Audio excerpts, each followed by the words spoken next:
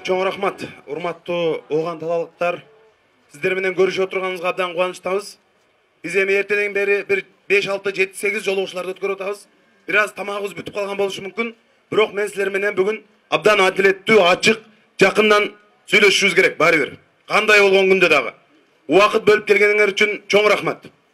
Эми Атамекен партиясы эмне үчүн биз ушул партия менен чыктык жана эмне жасайбыз? Кыскача ушул эки суроого жооп берейин. Урматтуу мекендештер, мен бала кезимде мына аксакалдардын баары алдыда отурасыңар. Сессия көрөт элек парламенттен. Түнкүсүн күтүп көрчүбүз. Дооронбек Садырбаевтар сүйлөчү. Өмүрбек Текебаевтар, Абсамат Масалиевтер сүйлөчү. Кандай адамдар эле? Кандай адамдар биздин парламенттин жүзү болчу? Кыргызстанды түптөгөн кимдер эле? Жусуп Абдырахманов, Баялы Исакеев, Иманалы Айдарбеков, Касым Тыныстанов сыяктуу улуу инсандар, накта элиталар ошолор болчу. Мамлекетти оор мезгилдерде түптөп өздөрү 40-ка жетпей атылып кетишти. Биздин аталар. Мына ошол андан кийинки келип Кыргызстанды түптөп келаткан улуу инсандарыбыз. Ошол убактагы сессияны көргөндө Кыргызстанды бүт адилеттүү ачык. Президенттен баштап өкмөт башчысын, генералдык прокурорун, сотун бардыгын такалап алдына шөмтөрөтүп отургузуп койчу парламент. Жогорку кеңеш деген күчтүү болчу. Биз ошолордой болууну кыялданчубуз. Ошолордой болгонду самачубуз. Мына ошолор накта кыргыздын уулдары болчу. Азыр парламентте кимдер отурат? Көрүп атасыңар да парламенттин. КВТсин көрүп атасыңар да. Кандай депутаттар болду? Парламент, жогорку кеңеш эмнеге айланды бүгүнкү күндө? Мына ушул парламент бактыбызга эми кутулдук 6-сазыктан десек, Атамбаев айтмакчы чимкириктер, элиталар, өздөрүн элита атагандар. Мына ушу эки сөздүн башын бир кошуп айта албагандар, бир шаардын атын туура айта албагандар. Парламентте отуруп, керек болсо парламентти башкарып отурушпады ушулар. 5 жыл бою биз көрдүк да булардын кантип иштегенин, кантип жүргөнүн. Коронавирус болуп өткөндө, элибиз карайлап турганда каникулга кетип калды го. 4 депутат чыкты, кол чогулттук спикерге. Иштейли биз, бюджетти карайлы, акчаны карайлы, элибиз кырылып атат деп. Мен кол койдум, Рыскелди Момбек койду, Эльвира Сурабалдиева, Наталья Никитенко. 4 депутат кол коюп турубуз, чогулалы ишке дегенде. Башкалары колдогон жок. 5 жыл эмне кылып отурушат? Урматтуу туугандар, силерге билинбеген менен өтө чоң иштер болду 5 жылдын ичинде. Канчалаган нерселер болду. Акыркы 1 жылга жетпей, ушул парламенттин колу менен, ушул бийлик, ушул өкмөт $1 миллиард жакын акча карыз алды чет өлкөдөн. 1 миллиардка жакындады. Биздин мамлекеттик карызыбыздын саны $5 миллиард чыгып атат. Кыргызстан карызга батып калдык да. Бул бийлик, бул өкмөт чет өлкөдөн карыз алат, Кытайдан карызга акча алат дагы, кайра мугалим менен врачкайлык берип коюп отурат жан багып. Өздөрү бир жаратмандык иш менен өндүрүштү ачып, экономиканы көтөрүү деген жок. Эмне үчүн биз оппозицияга кетип баарына баштап кыйкырып аттык? Анткени булардын акыбалы ушул. Айтып атабыз, колуңардан келбейт экен деп. Дооронбек Садырбаев айтмакчы, бул өкмөт, бул бийлик болбойт, болбой калды деп. Ошону биз айтып аттык да. Анан бүткөндөн кийин ошонун бардыгын келдим мен. Биринчи жолу Атамекенге атайын мен барайын дедим. Туугандар, Атамекенди ар деме деп каралашат. Ар деме деп жамандайт. Бирок кайсы бийлик болбосун, 30 жылдан бери тарыхын сатпай, принцибин сатпай, калыстыгын сатпай келаткан Атамекен болду да. Ошон үчүн Өмүрбек Текебаевди соттоду. 3 жыл түрмөгө камады сызга. Азыр дагы соту бар, бүт элек. Соттон сотко сүйрөп жүрөт, чотон өкөнү. Ошондой учурда биз чыктык. Рыскелди Момбековго бардым, Эльвира Сурабалдиевага бардым, Сейтек Качкынбаев сыяктуу жаштарга бардым. Туугандар, бир биригели дедим. Биз биригип күчтүү кол менен парламентке келбесек, мунулар уже кызматтарын баарын бөлүп алып, Кыргызстанды дагы карызын 2 эсе көбөйткөнү калды дедим.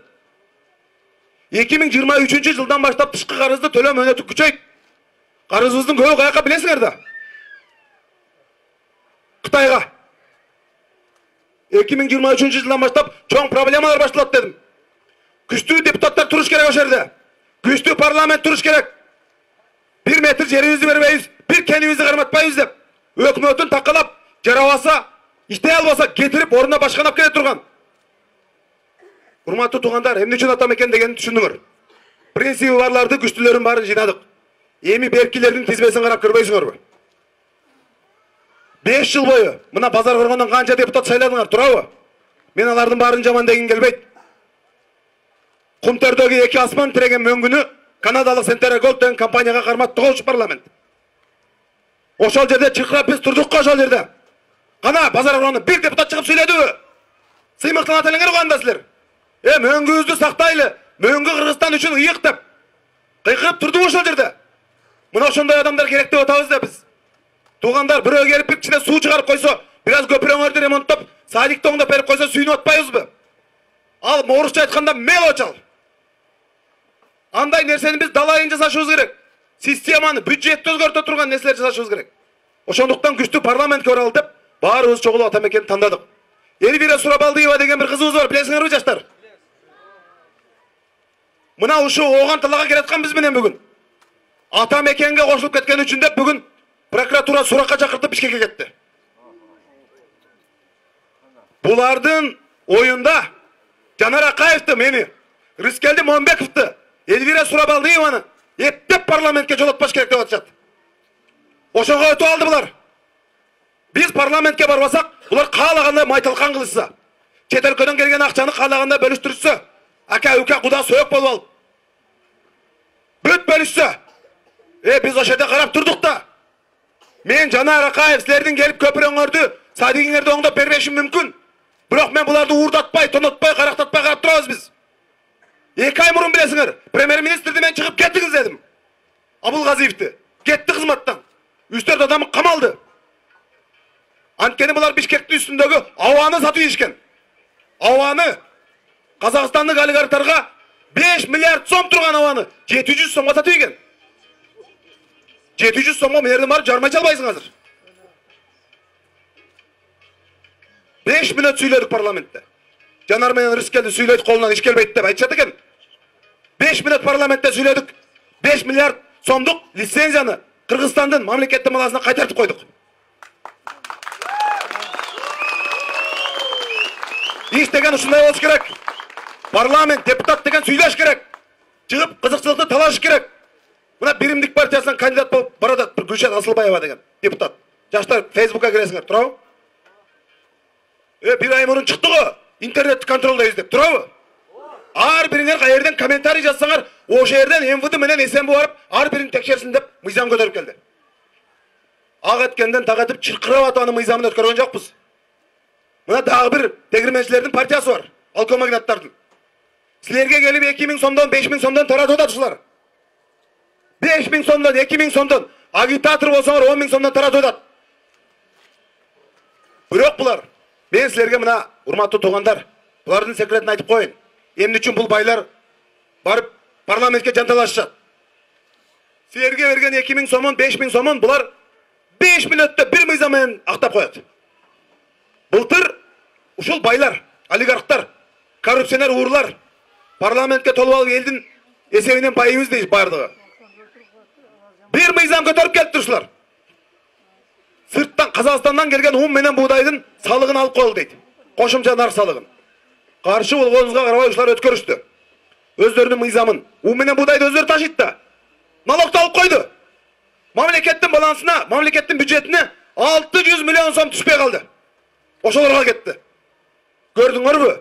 Байлар менен олигархтар эмне үчүн бийликке умтулат? Эмне үчүн парламентке баргысы келет? Байыйт да. Уктуңарбы бир жолу? Жанар Акаев же Рыскелди Момбеков алтын кендин лицензиясын алыптыр. Өкө көмүр чыгарып атыптыр. Жыгач сатып атыптыр. Деп.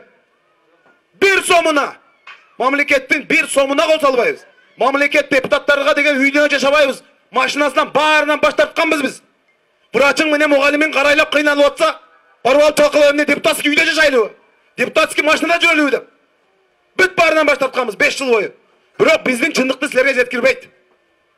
Биз жөнүндө силер только жаман сөз угасыңар. Жанар жаман, Рыскелди жаман, Сейтек жаман, жаман. Кери элден кечке интернеттен жамандашат. Ошон үчүн биз мынтип тамагыбыз бүтүп калса дагы эртеден бери элди айлапаны кыдырып жүрөбүз.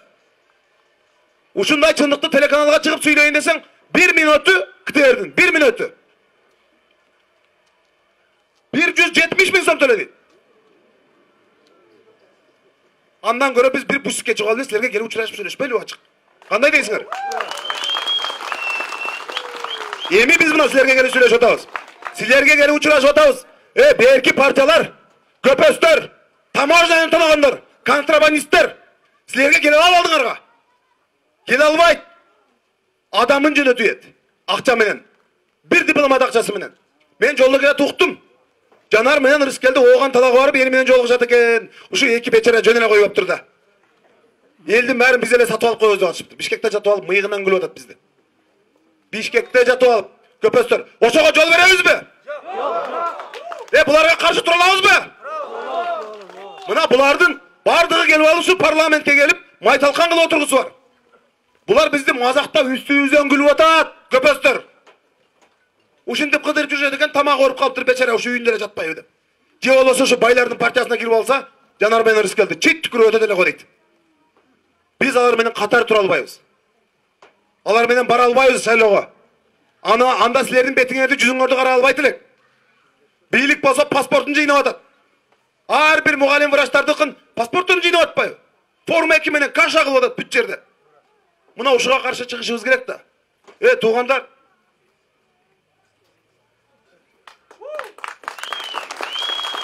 Эми жигиттер билет го мындай. Любой таймашта эркекче күрөшүш керек да. Эркекче күрөшө албай, бийликке жамынып алышып, ушинтип жүрүшпөйбү? Силерден деле мына бир канча адамдар жүрөт да ошол байлардын партиясында. Туурабы? Базар коргондук балдарыңар жүрө ошолордо. Анан кантип келет урлук менен күрөшөм деп. Ошолордун акчасын иштеп атса, ошолордун акчасына жашап атса, кантип келет? Кантип айтат мен парламентте силерге ак иштеп берем деп.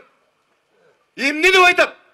Бюджеттен тололгон акчаны, коронавирус менен күрөшүүгө деп келген акчаны жеп атса. Кече мына силерге айтып коеюн, улай талайлыктарды мен баятан бери талай экен менен да сөзүп келдим. Канча проблемалар бар. Бюджеттен эмкиде эмне акча бөлүш керек? Инфраструктурасына, жолуна, суусуна кандай кылсак болот? Мен өзүм ошол үйдө туруп алып карайын дедим. Эмнелерин беребиз, анын бардыгын буйрса жардам беребиз биз делечи. Бюджет каралганда мен бардык райондорго бирдей карайм. Ошон үчүн кече Баткенге барсак, чек аралаш айылдар бизди кучак тосуп алды да. Чек арага тынбай каралаштыңар дейт. Баткенде чек арага чыгып, митингге чыккан 35 баланы камап коюптур. Баарын бошоттуруп атабыз да. Өзүм баш болуп, ээрчитип алып, арыздарын көтөрүп, сотуна да барып атам, прокуратурасына да барып атам. Чек аралаш айылдарга компьютерин, столбасын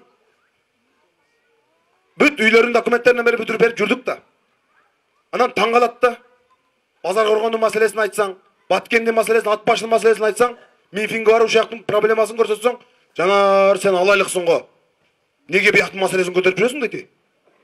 Ушундайлар бар. Ушундай деңгээлдегилер бар. Туугандар, Талай Дөлдөев депутат болуп барсын.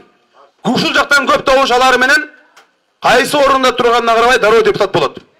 Талай Дөлдөев микрофонго чыкканда эле, базар коргондун бысын айтып баштаганда эле, же ооган таланын оозун айтып баштаганда, оң жагында Жанар, сол жагында Рыскелди, үстүнөн Сейдек байке колдоп туруп алабыз. Талай турай жатат деп. Комитетке, Жогорку Кеңештин атайын комитетине, Жогорку Кеңештин Дашман маселеси боюнча, аксакал, премьер-министр чакырабыз. Билесиз буга чейин премьер-министрлерди биз убагында чакырып, любой маселе боюнча чакырып, элдин маселесин угузуп, каратып туруп чечтирген күндөр болду. Каратып туруп, мына азыр кол коесуң деп. Дашмандын маселесин дагы, жол маселесин дагы ушул талай экени жакшыраак колдоп берсеңер, биз чечип бергенге күчүбүз, духубуз жетет. Рахмат барыңарга.